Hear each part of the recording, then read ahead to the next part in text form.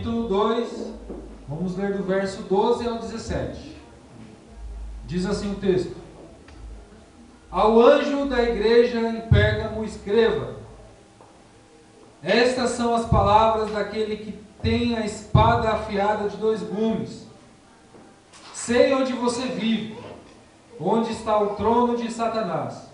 Contudo, você permanece fiel ao meu nome, e não renunciou à sua fé em mim, nem mesmo quando Antipas, minha fiel testemunha, foi morto nessa cidade, onde Satanás habita.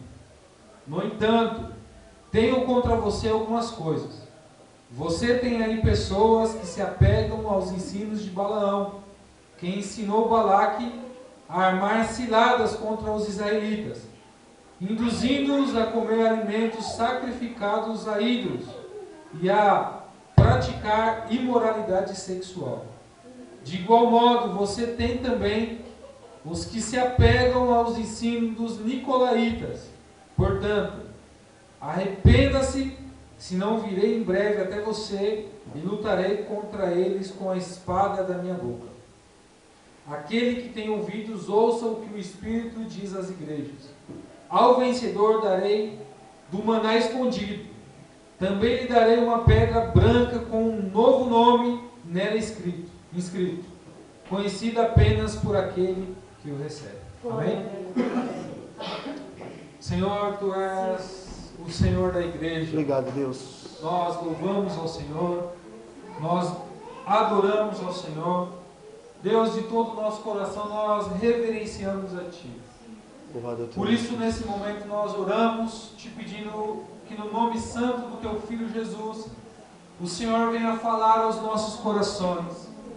Clamamos, Senhor, para que o Senhor venha nos ensinar, para que o Senhor venha nos instruir. Clamamos, ó Deus, que o Senhor tenha misericórdia de nós e venha nos convencer a respeito da Tua vontade. Louvado, exaltado que é o o Teu Teu nome, Espírito Jesus. Santo tenha total liberdade em nosso meio. Louvado De seja maneira, Deus. Senhor, que venhamos ser levados a cumprir a Tua vontade. Bendito De maneira seja que Deus. venhamos ser levados a cumprir o Teu querer, ó Deus. Sim, Deus. Conduza-nos, Pai, nessa noite, para honra e glória do nome do Senhor. Sim, Deus. Toma o Teu lugar de honra, Senhor. Sim, Deus. Em nome de Jesus. Amém, Jesus. Amém. Amém? Amém. Pode se assentar. Louvado seja Deus. Glória a Deus. Amém? Irmãos, o apóstolo João, ele escreve o livro de Apocalipse. E ele envia o livro como uma carta a 7 igrejas da província da Ásia. Os capítulos 2 e 3 de Apocalipse, eles trazem 7 mensagens, e cada uma dessas mensagens é direcionada a uma das 7 igrejas da Ásia. Como nós comentamos hoje na escola bíblica, no período da manhã, o livro de Apocalipse ele foi escrito por ordem de Jesus para registrar a revelação que Jesus ele deu a João. Este livro ele foi enviado a 7 igrejas como se fosse uma carta. Talvez por isso nós muitas vezes falamos que são cartas do Apocalipse, mas a verdade é que não são 7 cartas a 7 igrejas. Muitas vezes a gente, por costume, falamos isso. Mas a verdade é que o livro de Apocalipse ele foi escrito como um livro e foi enviado a 7 igrejas como uma carta. Amém?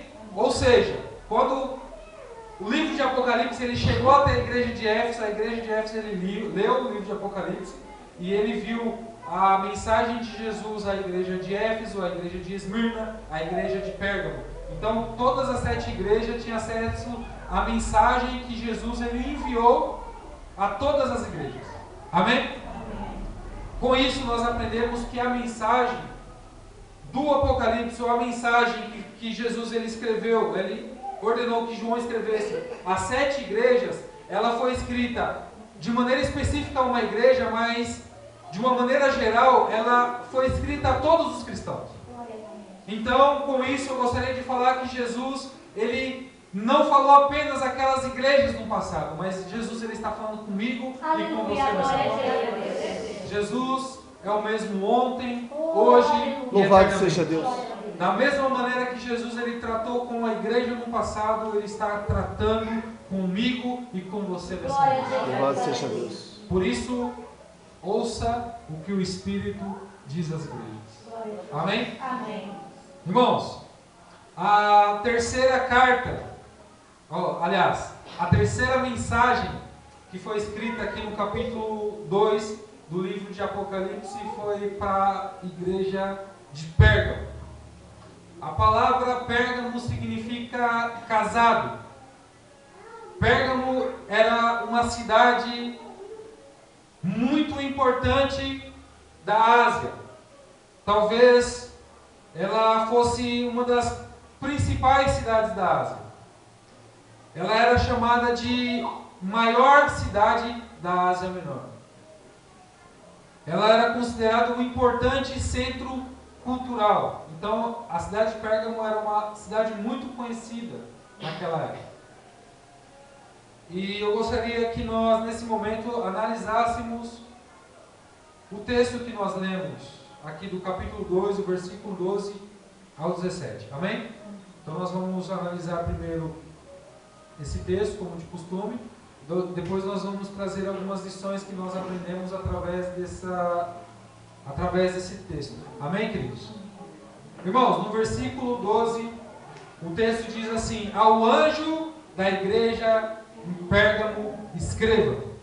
Então, a primeira observação que eu gostaria de fazer com você dentro desse texto é o seguinte, que como todas as mensagens, as 7 igrejas, essa mensagem ela foi direcionada em primeiro lugar ao anjo da igreja em Pérgamo. Queridos, com isso nós podemos observar que antes de Jesus ele tratar com a igreja de Pérgamo, assim como todas as cartas, Jesus ele trata em primeiro lugar com o líder da igreja. Antes de Jesus ele tratar com a igreja num todo, Jesus ele trata com o líder, com o pastor da igreja. Porque, em certo sentido, a palavra de Deus ela nos ensina que o pastor ele é responsável pelos membros da igreja.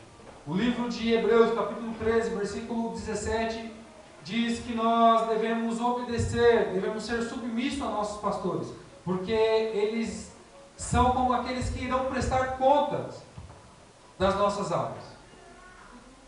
Dá para você entender isso? Queridos, a maneira que Deus ele tratou com o anjo da igreja, naquela época, foi através da mensagem do livro de Apocalipse. Ou seja, Deus ele tratou com o anjo da igreja através da palavra de Deus. E Deus ele trata com a liderança da igreja através da palavra dele. Louvado Eu seja gostaria Deus. que você atentasse para isso. Que Deus ele trata com você como igreja. Mas antes de Deus ele tratar com você como igreja, Deus ele trata com os líderes da igreja. Porque, em certo sentido, a responsabilidade dos líderes da igreja é maior do que a dos membros. A Bíblia diz assim: não queira ser todos vós mestres. Porque nós que somos mestres, nós que ensinamos, nós que pregamos a palavra, o juízo ele será com muito mais rigor. Então é muito importante que durante a pregação da palavra, durante o momento do ensino da palavra, você atente que aquilo que Deus ele está tratando com você, Deus antes ele tratou de alguma maneira com o líder da igreja. Queridos, isso é muito importante porque muitas vezes a gente dentro da igreja, o pastor prega e às vezes a gente fica dando, nossa, como esse cara só sabe cobrar, como esse cara só sabe ficar chamando nossa atenção. Queridos, se a palavra ela é dura para você, tenha certeza que ela é muito mais dura para a gente. Se a palavra de Deus ela vem para tentar corrigir alguma coisa em você, tenha certeza que em algum momento ela veio corrigir alguma coisa para a gente. Quando eu aponto um dedo para você, tem 4 dedos apontados para mim. Isso é importante nós observarmos. Amém? Amém. Querido, segundo, o texto ele continua, ele diz assim, vou deixar aqui que eu escrevi o versículo aqui, que a Bíblia fica fechando. O texto diz assim: ao anjo da igreja em Pérgamo escreva, estas são as palavras daquele que tem a espada afiada de 2 gumes. E no versículo 16, João ele continua escrevendo dizendo assim: portanto, arrependa-se, senão virei em breve até você e lutarei contra eles com a espada da minha boca. Irmãos, com isso nós aprendemos que a palavra que Cristo ele traz à igreja de Pérgamo não é uma palavra agradável. Não foi uma mensagem para massagear o ego dos cristãos de Pérgamo. Não foi uma mensagem para trazer um renovo no sentido de trazer ânimo. Mas foi uma palavra de confronto. Foi uma palavra de ameaça. Jesus ele se apresenta para a igreja de Pérgamo como aquele que iria fazer guerra contra os rebeldes. Irmãos, eu costumo dizer que Jesus ele é o nosso advogado, porque a palavra de Deus diz: filhinhos, não pequeis. Mas se nós pecarmos, se alguém pecar, nós temos à direita de Deus, nós temos diante de Deus um advogado. Louvado seja Deus. Jesus é aquele que advoga a minha e a tua causa. Jesus é aquele que quando nós pecamos, quando nós erramos, Ele está à direita de Deus advogando a minha e a sua causa. Por meio de Cristo, por meio do sacrifício de Cristo, nós fomos justificados. Só que aquele que é o nosso advogado, eu costumo dizer que um dia ele será o nosso juiz. Pois a palavra de Deus diz que Deus ele retribuirá cada um de nós conforme as nossas obras. Aquele que hoje advoga a sua causa, um dia ele irá julgar. Ele irá se levantar diante de nós como juiz. E queridos, para terminar de aterrorizar um pouco, nós aprendemos através desse texto que, através da Bíblia, nós aprendemos que um dia Jesus ele irá se levantar, como eu disse, como o nosso juiz. Mas, nesse texto, nós vemos que algumas atitudes podem levar Cristo a exercer juízo contra uma igreja. Quando Jesus ele se apresenta como aquele que tem uma espada afiada de 2 gumes, ele não está falando apenas do juízo final. Ele está falando para o pastor: se as pessoas que estão agindo contra a minha vontade, contra a minha palavra dentro da igreja, eu virei com a espada afiada da minha boca.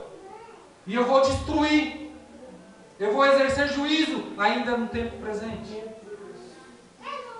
Queridos, com isso nós aprendemos que nós não devemos brincar com Deus. A palavra de Deus diz: horrenda coisa é cair nas mãos do Deus vivo.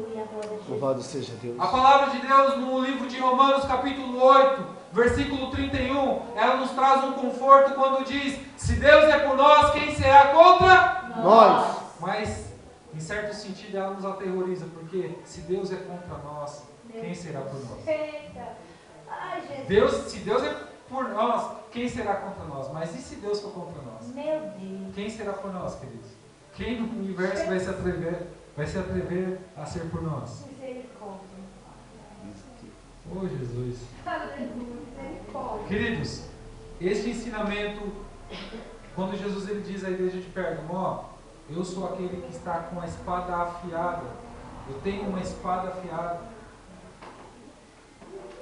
Nós vemos que muitas vezes nós tememos o PCC. Muitas vezes nós tememos essas guerras que a polícia faz contra os bandidos fazem contra a polícia. Muitas vezes nós tememos um vizinho porque ele é mal encarado. Mas Jesus aqui ele nos deixa claro que antes de temermos aos homens que podem matar o nosso corpo, devemos temer aquele que pode lançar tanto o nosso corpo quanto a nossa alma no inferno. É terrível, querido. Essa palavra é aterrorizante. Não foi o pastor que quis dar aula nessa igreja. Aleluia! Amém? Louvado seja teu nome, Jesus. Queridos, em terceiro lugar, nós lemos no versículo 13 o seguinte, o texto diz assim: sei onde você vive, onde está o trono de Satanás. Contudo, você permanece fiel ao meu nome, e não renunciou à sua fé em mim, nem mesmo quando Antipas, minha fiel testemunha, foi morto nessa cidade onde Satanás habita. Queridos, nós vemos aqui que algumas pessoas em Pérgamo continuavam fiéis a Deus. Apesar de muitas se corromperem, o líder da igreja, em certo sentido, ele permanecia fiel a Deus. Ele, mesmo em meio às ameaças de morte, ele não renunciou à fé. Ele não negou o nome de Cristo. Irmãos, quando Jesus ele diz assim, sei onde você vive, onde está o trono de Satanás, nós vemos que Pérgamo não era um lugar agradável de ser cristão, era um lugar hostil. Primeiro porque era uma cidade idólatra, lá tinha um panteão que tinha vários deuses. Em Pérgamo tinha um templo dedicado a Zeus. Em Pérgamo eles fizeram um templo, dedicaram um templo a César, e eles eram um povo que zelavam pelo culto ao imperador. Eles adoravam o imperador César na cidade de Pérgamo. E aqueles que não adorassem a César corriam o risco de morrerem. Aqueles que não se dobravam diante de César corriam o risco de morrer. Ou seja, Pérgamo não era um lugar muito agradável de ser crente.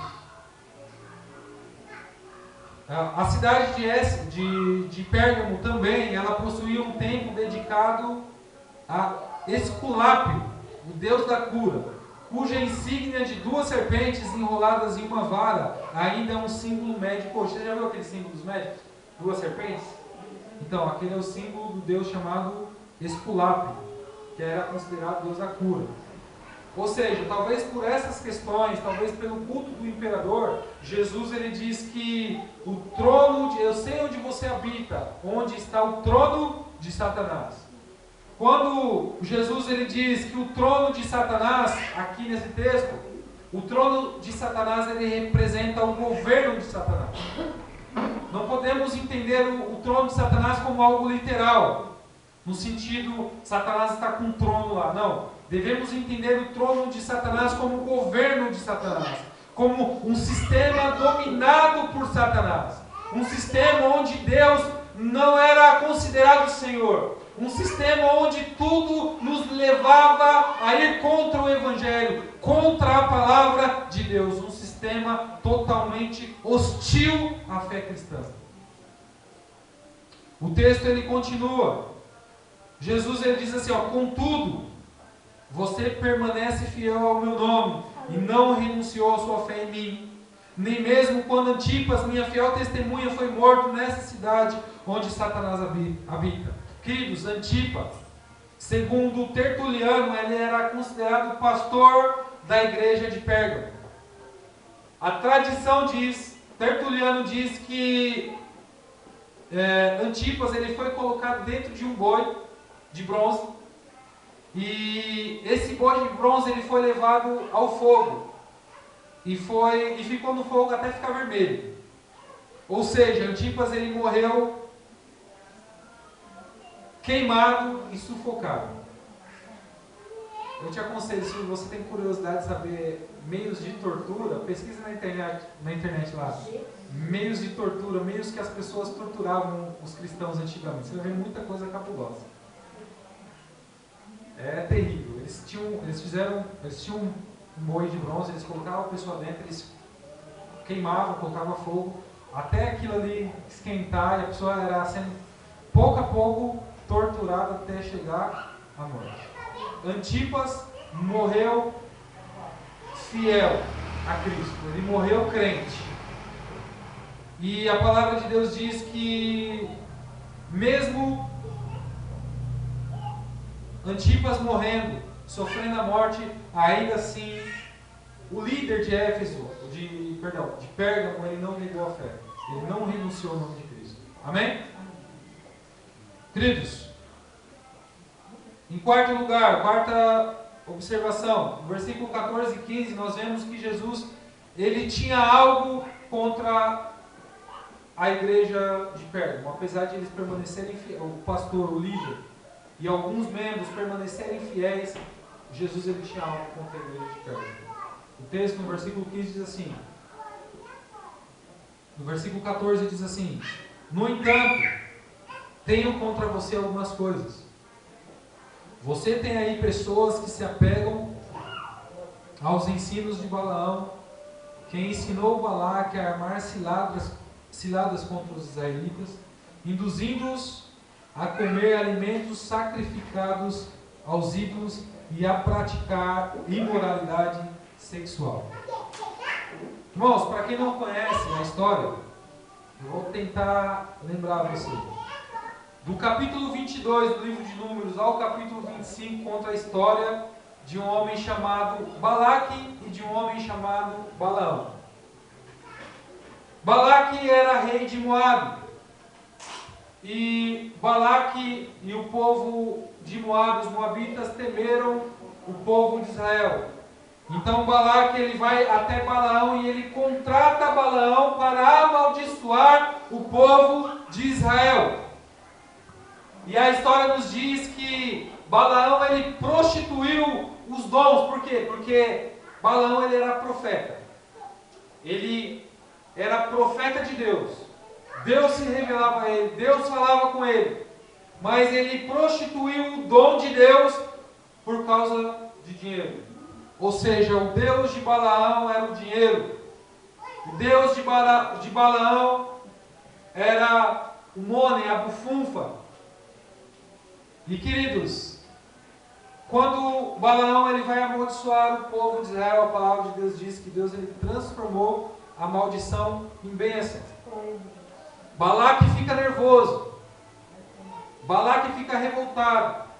Só que Balaão, para não perder o prêmio, para não perder o dinheiro que Balaque tinha proposto a ele, ele ensina o povo de Israel uma maneira para Balaque fazer com que o povo de Israel viesse a ficar contra Deus, a se tornar, a ficar mal diante dos olhos de Deus.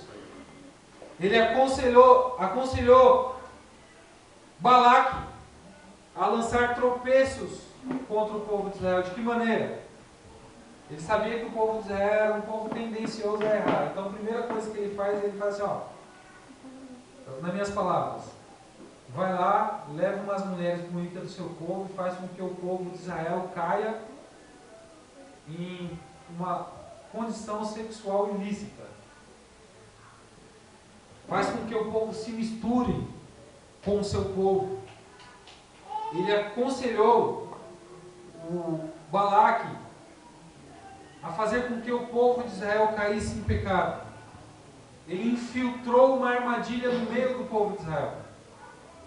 De maneira que o povo de Israel, eles começaram a se envolver com as mulheres moabitas, e eles começaram a adorar os deuses moabitas, eles começaram a se prostituir, de maneira que Deus ele se irou contra o povo de Israel. Queridos, o Deus Santo, o Deus Todo-Poderoso, o Deus de Israel, ele ficou contra o povo de Israel naquele momento por causa do pecado do povo. Então, os moabitas não poderiam ir contra o povo de Israel através de uma guerra, porque Deus era a favor do povo. Deus estava com o povo. Então a maneira de Balaque fazer com que o povo de Israel ficasse vulnerável foi fazer o povo de Israel pecar. Da mesma maneira, eu e você, queridos, nós somos fortes enquanto estamos com o Senhor. Enquanto andamos em santidade com o Senhor. A fraqueza da igreja é o pecado. No momento que eu e você vivemos no pecado e não confessamos os nossos pecados, não nos arrependemos dos nossos pecados, nós nos tornamos inimigos de Deus. A palavra de Deus que nos diz que a amizade do mundo é inimizade contra Deus. No versículo 15, o texto diz: de igual modo, você tem também os que se apegam aos ensinos dos nicolaítas. Irmãos, os nicolaítas é aqueles que ensinavam o povo a viver de maneira desleixada no pecado. Eles banalizavam a graça. Existe um texto bíblico que diz assim: onde abundou o pecado, superabundou a graça. Vocês estão crentes? Onde abundou o pecado, superabundou a graça. Então, qual era a ideia dos nicolaítas? Então, vamos pecar, pecar, pecar. Porque quanto mais pecarmos, mais a graça de Deus irá se manifestar em nossa vida. Quanto mais pecarmos, mais Deus irá se manifestar sobre nós. Ou seja, eles incentivavam o povo a se unir com os pagãos, a se corromperem diante de Deus. A graça, ela nos traz liberdade. E porque temos liberdade, podemos nos prostituir. Porque temos liberdade, podemos participar de coisas que as pessoas fazem no mundo. Podemos viver uma vida desleixada. Podemos viver de qualquer maneira. Por quê? Porque onde abundou o pecado, superabundou a graça. Então era mais ou menos essa a ideia dos nicolaítas. Amém? Queridos, se tiver alguma dúvida, anota e pergunta para o Cristiano na escola bíblica no ano que vem. Amém? Queridos, em quinto lugar, Jesus ele promete recompensar aqueles que vencerem. O versículo 16 e 17 diz assim: portanto, arrepende-se. Aliás, o versículo 16 ele diz: portanto, arrepende-se, senão virei em breve até você e lutarei contra eles com a espada na boca. Ou seja, se vocês não mudarem o pensamento de vocês com relação ao pecado, se vocês não se proporem a mudar, eu vou vir contra vocês, eu vou fazer guerra contra vocês. Na verdade, Deus é tão interessante que Deus ele fala com o pastor: se eles não se arrependerem, aliás, se você não se arrepender, eu virei contra eles e farei guerra contra esse povo. Você já reparou? É muito interessante isso. Ó. Portanto, Jesus está falando com quem? Ele está falando com o pastor da igreja, certo? Com o anjo da igreja, não é? Jesus ele olha para o pastor e fala assim: ó, portanto, arrependa-se, singular. Por quê? Se você não se arrepender, eu virei em breve até você e lutarei contra eles com a espada na minha boca. Eu não tinha colocado isso aqui na mensagem, mas só uma observação. Isso é muito importante, queridos, observarmos isso quando vamos escolher uma igreja para ficar. Porque de repente nós estamos indo a um lugar onde Deus está mandando um pastor tratar algo conosco e ele se acovarda. Só que quando ele não tem um posicionamento diante de nós, Jesus ele vai ter. Está dando para entender? Às vezes a gente vai para um lugar porque nós queremos ouvir coisas agradáveis. Nós vamos a um lugar porque queremos escutar palavras de bênção, palavras de prosperidade. Mas no momento que, se o pastor não chegar em você e confrontar você, é Jesus que vai confrontar. Então dê graças a Deus quando o chato aqui chegar diante de você e falar assim: irmão, o que está pegando? Estão jogando na tua cara. Agradeça a Deus, porque se não for eu, é o próprio Jesus. Glória a Jesus. Amém? Amém. Pastor, rebenta. Amém? Louvado seja Deus. Queridos, aí o ponto aqui que eu falei, no versículo 17: aquele que tem ouvidos, ouça o que o Espírito diz às igrejas. Ao vencedor darei uma pedra branca. Aliás, ele fala do maná, né? Darei um maná escondido. Então eu coloquei aqui. E uma pedra branca com um novo nome nela escrito, conhecido apenas por aquele que o recebe. Amém? Amém. Ou seja, aquele que vencer, Jesus ele vai recompensar. Louvado seja Deus. Eu não vou comentar muito sobre isso, porque eu não sei se a gente vai fazer no 8º dia, se o Senhor vai trazer a mensagem falando sobre as bênçãos. Vai falar na escola bíblica, né? Se não falar no culto, os irmãos que vierem na escola bíblica vai saber mais detalhadamente algumas coisas sobre aqueles que venceram. Amém? Então eu não vou comentar isso hoje no culto. Irmãos, nós podemos chegar a algumas conclusões através dessa mensagem a Pérgamo. Primeiro, nós vemos que o ambiente em que os cristãos de Pérgamo viviam era um ambiente hostil. Era onde estava o trono de Satanás. Satanás governava aquela cidade. Segundo, os cristãos de Pérgamo, em meio à hostilidade, eles não negaram a fé. Alguns. Nem todos se corromperam. Nem todos estavam vivendo uma vida errada. Apesar de ser uma cidade hostil, existiam pessoas como Antipas, que era fiel testemunha de Cristo. E terceiro, muitos cristãos de Pérgamo estavam se corrompendo por se apegarem a falsos ensinos e por permitirem o mundanismo dentro da igreja. Irmãos, como eu disse, quando nos tornamos amigos do mundo, nos fazemos inimigos de Deus. Então, muitos cristãos de Pérgamo, eles estavam banalizando a fé, eles estavam permitindo com que o mundanismo entrasse dentro da igreja. Amém? Então, essas algumas das conclusões que nós chegamos ao ler essa carta, essa mensagem escrita à igreja de Pérgamo. E eu gostaria de destacar aqui com os irmãos 3 lições que nós aprendemos nessa mensagem que foi direcionada a Pérgamo. Eu gostaria que você repetisse essas 3 lições. Eu vou falar uma a uma e eu gostaria que você repetisse. Primeiro, alguém pode trazer um pouquinho d'água, por favor?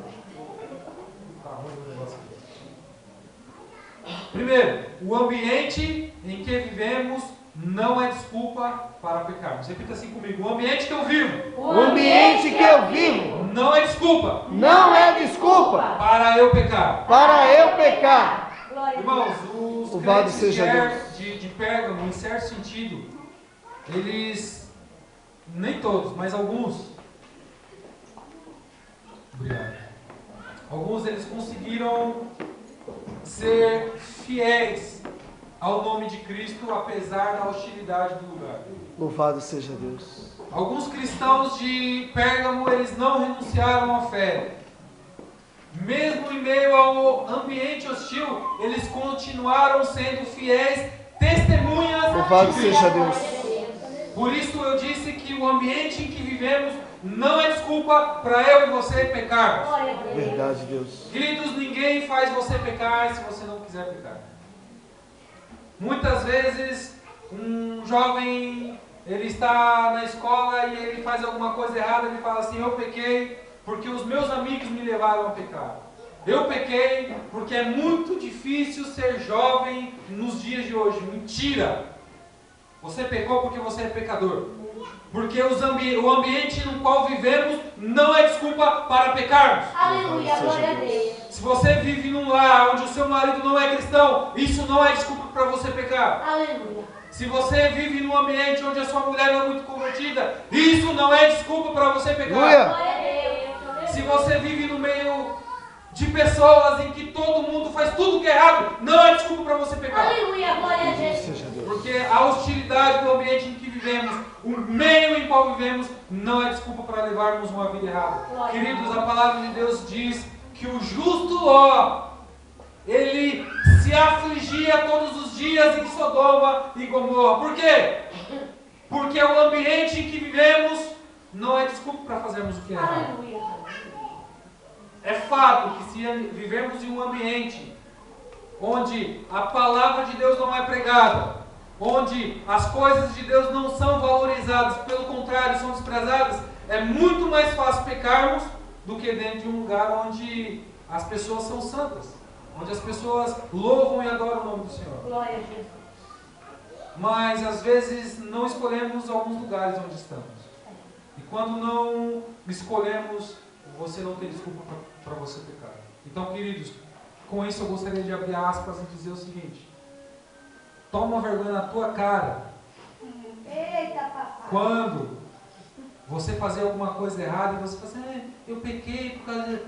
fica dando desculpa. Não dá desculpa não, você pecou porque você é safado. Meu Deus, é mesmo.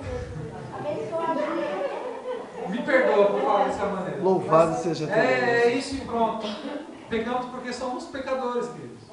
Pecamos porque somos falhos. Glória a Deus. Às vezes a gente tenta colocar a culpa dos nossos pecados em cima dos outros. Adão, Adão, onde tu estás? Senhor, eu ouvi a tua voz e eu me escondi porque alguém te deu do fruto que eu ordenei que você não comesse. A minha mulher me deu do fruto, Senhor. Eu pequei porque a minha mulher me induziu a pecar. Aí Deus olha para Eva, eu pequei, eu comi do fruto por causa da serpente. Queridos, não temos desculpa para errarmos, não temos desculpa para pecar. Louvado seja Deus. É mesmo assim. E é essa a lição que nós aprendemos através desse curso. Glória a Deus. Por mais que o ambiente ele seja hostil, por mais que o ambiente ele seja contrário, você é luz em meio às trevas. Glória a Deus. Amém? Amém. Me perdoa se eu sou meio... Vai, Pai. Oh, glória a Deus. Aleluia. Louvado seja Deus. Como eu disse, antes do Senhor tratar com você, ele trata comigo. Amém? Glória a Queridos, Deus. segunda lição que eu gostaria de compartilhar com vocês é o seguinte: nossos pontos fortes não compensam os nossos erros. Repita assim comigo: nossos pontos fortes Nossos pontos fortes não compensam não os compensam nossos erros. os nossos erros. Queridos, Jesus ele pode chegar para você hoje e falar assim: você tem guardado o meu nome. Você é uma fiel testemunha. Você não negou a fé em mim. Mas ele ainda assim ele pode olhar dentro dos seus olhos e dizer assim: tenho, porém, algo contra você. Os seus acertos não compensam os seus erros. Você já reparou quando você vai pregar para uma pessoa que não é cristã, só que é uma pessoa que ela tem uma boa moral, ela tem uma boa conduta, ela tem uma boa ética? Você vai falar do amor de Deus para ela, você vai falar sobre o pecado para ela. Ela fala assim: ah, mas eu... Por exemplo, você chega para a pessoa ela faz muitas boas obras. Aí você fala assim: ó, você é pecador e você precisa se arrepender dos seus pecados. Ela vai olhar para você e fala assim: ah, mas eu faço boas obras. Eu dou esmolas, eu ajudo o meu próximo. Eu não faço... Eu erro, mas eu não erro tanto assim. Queridos, é importante que nós entendermos que os nossos pontos fortes, as nossas qualidades, elas não compensam o nosso erro. Oh, Jesus, é verdade. O pastor da igreja de Pérgamo, ele não negou o nome de Cristo. Ele não renunciou à fé em Cristo. Creio pelo texto aqui que ele estava disposto a morrer por Cristo, mas ainda assim Jesus tinha algo contra ele. E o que o Deus ele tinha contra ele? Porque no meio dele, não era ele que errava. Ele aceitava algumas pessoas que no meio deles estavam aceitando os ensinos de Balaão, estavam aceitando os ensinos dos nicolaítas. Ele errava em um ponto, e é esse ponto que nós devemos nos consertar. Glória a Deus. Queridos, às vezes você é uma pessoa que vem à igreja, às vezes você é uma pessoa que ora, às vezes você é uma pessoa que lê a Bíblia, mas isso não justifica ou não compensa o fato de repente você ser uma pessoa que cobiça a mulher do próximo, que cobiça o marido do próximo. O fato de você de repente se esforçar para estar dentro da igreja não compensa o fato de às vezes usarmos a internet de maneira indevida. Não compensa. Glória a Deus. Está dando para você entender? É importante observarmos isso. Por quê? Para que quando nós fazemos alguma coisa errada, nós não venhamos apelar para aquilo que a gente já fez de bom. Isso é mal de pastor, né? Pastor antigo. O pastor, de repente, ele comete um erro, ele fala assim: ah, mas eu já fiz tanta coisa boa e ninguém olha para as coisas boas, só olha para um errinho que eu cometi, não interessa. É um erro, tem que se converter. Porque a questão é a seguinte: aquilo que fazemos de certo não compensa o nosso erro. Irmãos, você está aqui hoje. No dia que você errar, dobre os seus joelhos e fala assim: pai, eu pequei. Pai, eu errei. Não tenta se justificar diante de Deus, porque, queridos, o erro do fariseu sabe o que é? Jesus ele contou uma parábola e disse assim: uma certa vez desceu um fariseu ao templo. Ele batia a mão no peito e dizia: Senhor, eu te louvo porque eu jejuo 2 vezes ao dia, porque eu oro, porque eu leio a Bíblia, porque eu sou um crente do reteté. Oh, glória! E depois dele desceu um publicano ao templo e disse assim: Senhor, tem misericórdia de mim porque eu sou pecador. Senhor, tenha misericórdia de mim porque eu não sou digno. Eu reconheço a minha condição pecaminosa. Queridos, aquilo que fazemos de bom não compensa os nossos erros. Por isso é necessário que venhamos nos arrepender daquilo que fazemos de errado. Por isso é necessário nos humilharmos diante do Senhor. Por isso é necessário confessarmos os nossos pecados. Bendito A palavra de Deus diz: se nós confessarmos os nossos pecados, Ele é fiel e justo para nos perdoar e nos purificar de toda injustiça. Mas é necessário confessar, é necessário se arrepender, é necessário que a nossa mentalidade mude com relação ao pecado. Bendito seja Deus. Queridos, é importante observarmos porque hoje em dia os crentes eles erram. E quando a gente vai falar com eles, falam assim: eu erro mesmo. Eles dizem: eu erro mesmo porque eu estou indo para a igreja. Eu falo: Deus conhece que eu sou pecador. Ele conhece, Ele manda se arrepender. Aleluia. Bendito seja Deus. Ele conhece que Ele fala assim: se você não se arrepender, eu virei contra ti. Aleluia. Bendito seja Deus. Santo E a Deus. palavra de Deus diz: horrenda coisa é cair nas mãos de Deus vivo.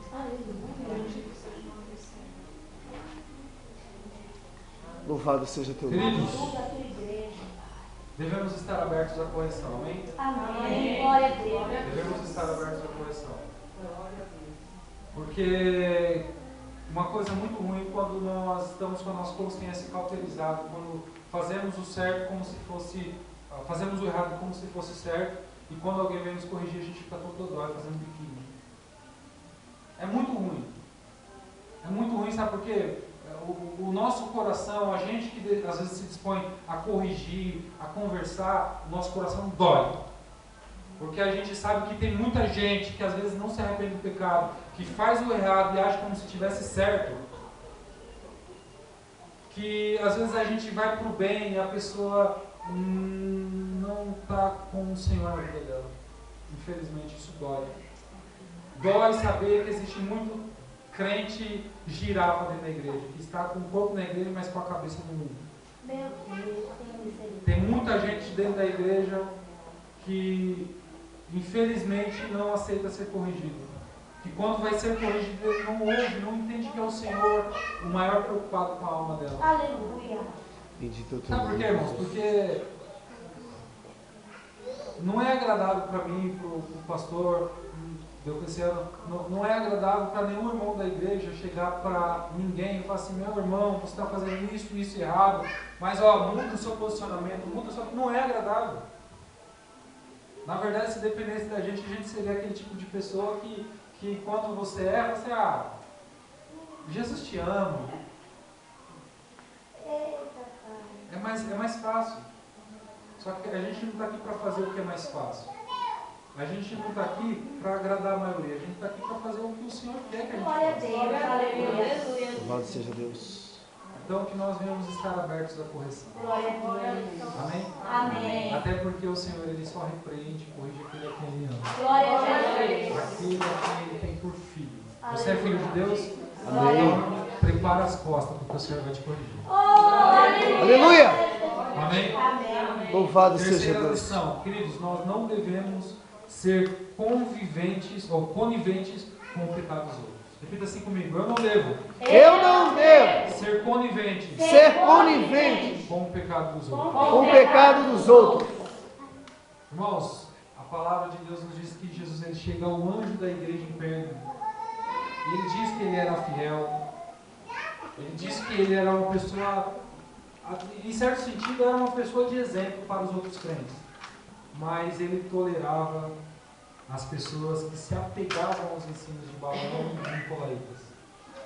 Ou seja, não podemos agir como Eli, queridos. Eli era um homem, ele era um sacerdote de Deus. Certo? Tem muita gente que vai falar mal de Eli, mas ele era um sacerdote. Ele foi ungido pelo Senhor. Foi Eli que ensinou Samuel. A gente fala muito Samuel, que Samuel foi o cara, mas quem ensinou Samuel? Eli, ele era um homem de Deus. Em certo sentido, ele era um homem que até em algum momento da vida dele, ele foi um sacerdote de Deus, instituído por Deus. Só que Deus se levantou contra Eli e contra a família de Eli. Por quê? Porque ele passava a mão na cabeça dos filhos dele. Os filhos dele erravam, ele não corrigia. Deus se desagradou de Eli por causa da atitude de Eli com os filhos dele. Não era por causa da atitude de Eli em si. Eli podia ser um exemplo de homem de Deus, mas ele era conivente com os erros dos filhos dele. Nós não devemos agir assim, não devemos ser coniventes com os erros dos outros. Irmão, no dia que, aqui tem bastante mulher, no dia que uma amiga sua chegar e falar assim para você, ai, eu traí o meu marido, estou grávida, eu vou fazer um aborto. Aí você fala assim, ó, agora vai se converter, toma vergonha na tua cara, seja dura, curto e grosso. Queridos, não seja conivente com o pecado dos outros, não. Às vezes a pessoa, a mulher casada, pega o marido dos outros, engravida, aborta e a gente trata como coitado. A gente tá, coitadinho, dozinho, escambau, tem que tomar vergonha na cara. Eita, glória a Deus! Com perdão da palavra, queridos, mas é assim. Não podemos ser coniventes com os erros dos outros, porque senão o Senhor ele vai se colocar numa posição de quem é contra nós. Meu Deus, ajuda a gente. Não devemos apoiar a safadeza dos outros. Ajuda nós. Amém? Amém. No dia que alguém começar a fazer safadeza, põe para fora da sua casa. Fala assim, ou você se arrepende ou sai de perto de mim. É isso e ponto. Amém? Amém. Amém. Por isso, queridos, com isso aqui eu só gostaria de fazer uma observação. Eu disse aqui que nós não devemos ser coniventes com o pecado dos outros.